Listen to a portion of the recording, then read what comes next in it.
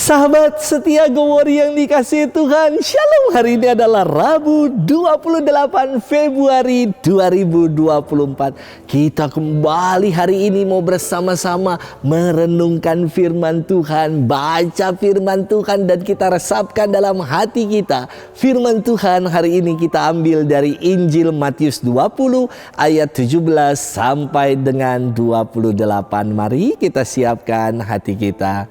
Terpujilah Kristus Tuhan, Raja mulia dan kekal. Akulah terang dunia, sabda Tuhan.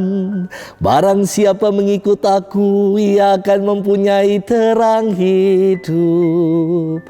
Terpujilah Kristus Tuhan, Raja mulia dan kekal.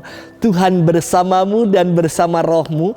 Inilah Injil suci menurut Matius. Dimuliakanlah Tuhan. Pada waktu itu Yesus akan pergi ke Yerusalem. Ia memanggil ke-12 muridnya tersendiri dan berkata kepada mereka, "Sekarang kita pergi ke Yerusalem, dan Anak Manusia akan diserahkan kepada imam-imam kepala dan ahli-ahli Taurat. Dan mereka akan menjatuhi dia hukuman mati. Mereka akan menyerahkan dia kepada bangsa-bangsa yang tidak mengenal Allah, supaya ia diolok-olok, disesat dan disalibkan. Tetapi pada hari ketiga ia akan dibangkitkan." Maka datanglah ibu anak-anak Zebedeus beserta anak-anaknya kepada Yesus, lalu sujud di hadapannya untuk meminta sesuatu kepada Yesus. Kata Yesus, "Apa yang kau kehendaki?" Jawab ibu itu, "Berilah perintah supaya kedua anakku ini kelak boleh duduk di dalam kerajaanmu, yang seorang di sebelah kananmu dan yang seorang lagi di sebelah kirimu." Tetapi Yesus menjawab, "Kamu tidak tahu apa yang kamu minta. Dapatkah kamu meminum cawan yang harus kuminum?" Kata mereka kepadanya, "Kami dapat." Yesus berkata kepada mereka, "Cawanku memang akan kamu minum, tetapi hal duduk di sebelah kananku atau di sebelah kiriku aku tidak berhak memberikannya. Itu akan diberikan kepada orang-orang bagi siapa Bapa-Ku telah menyediakannya." Mendengar itu, marahlah ke-10 murid yang lain kepada kedua saudara itu. Tetapi Yesus memanggil mereka lalu berkata, "Kamu tahu bahwa pemerintah bangsa-bangsa memerintah rakyatnya dengan tangan besi, dan pembesar-pembesar menjalankan kuasanya dengan keras atas mereka. Tidaklah demikian di antara kamu. Barang siapa ingin menjadi besar di antara kamu, hendaklah ia menjadi pelayanmu. Dan barang siapa ingin menjadi terkemuka di antara kamu, hendaklah ia menjadi hambamu. Sama seperti Anak Manusia, ia datang bukan untuk dilayani, melainkan untuk melayani dan untuk memberikan nyawanya menjadi tebusan bagi banyak orang." Demikianlah sabda Tuhan. Terpujilah Kristus.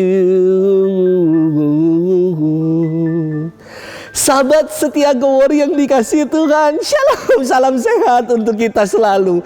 Seorang filsuf bernama Friedrich Nietzsche pernah mengatakan, "Der Wille zur Macht," atau the will of power, kehendak untuk berkuasa adalah hakikat manusia. Tetapi bagi para imam rasanya berbeda sekali.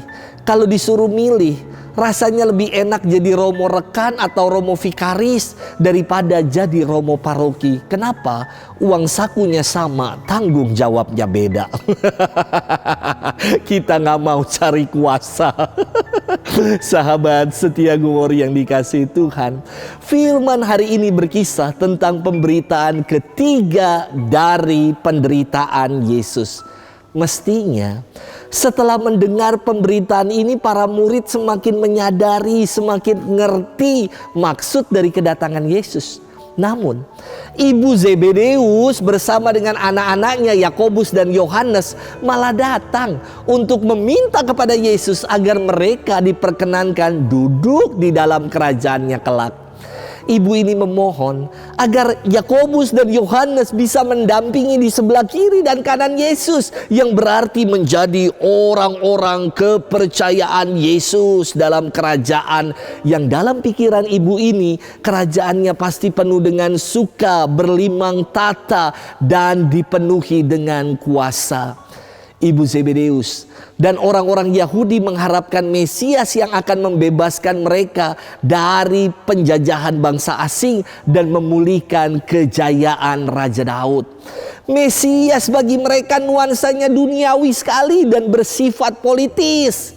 Pemikiran ini tentu berbeda sekali dengan maksud dari kedatangan Yesus yang menubuatkan penderitaan atas dirinya. Yesus menjelaskan bahwa kedatangannya sebagai Mesias bukan untuk dilayani, melainkan untuk melayani dan untuk memberikan nyawanya menjadi tebusan bagi banyak orang.